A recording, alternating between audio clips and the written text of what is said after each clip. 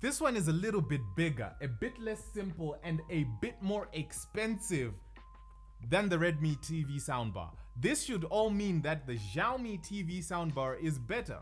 Well, it is better, but not by much. And it's going for $110 at the Mi Store. They are the ones who gave it to us to give a test run for a couple of days.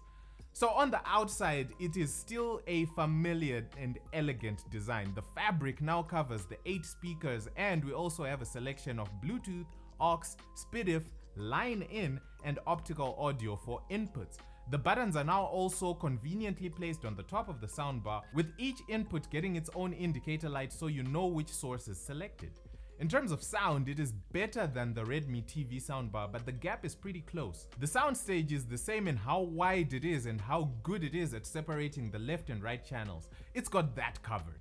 The biggest gains are in a further improvement in how rich the sound is. It's got 8 speakers, 4 left, 4 right. Each of these speakers is tuned to work best in a certain frequency range. So, the tweeters will handle the high-pitched sounds, and the 4 mid-range speakers will handle the mids, with the 2 woofers handling the low end.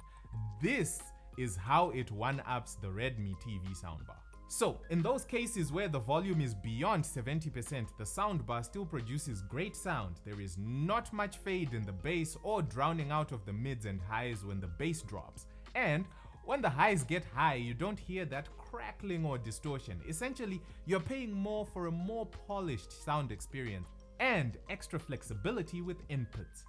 That said, it is still a soundbar and so not really a speaker to use for professional audio use. It's got built-in woofers to provide a more consistent bass than the Redmi TV soundbar. However, it is not sufficient enough for bass-heavy hip-hop and amapiano music. The woofers it comes with are just not big enough to move enough volume of air for that thunderous bass. But that top end is nicely taken care of with the rest of the speakers.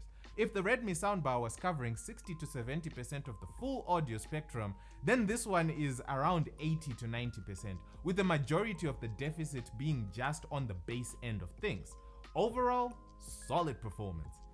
At $110, the Xiaomi soundbar obviously comes close to other soundbars which also come with subwoofers.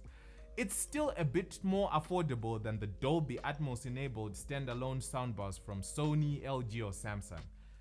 Definite wins for the Xiaomi soundbar are the good left and right audio separation, even richer sound thanks to just more hardware, a wider selection of audio inputs, and a more convenient placement of the buttons on top of the soundbar. And if you are interested in this particular one, you can go get it from the Mi Store Zimbabwe. All the details are in the description.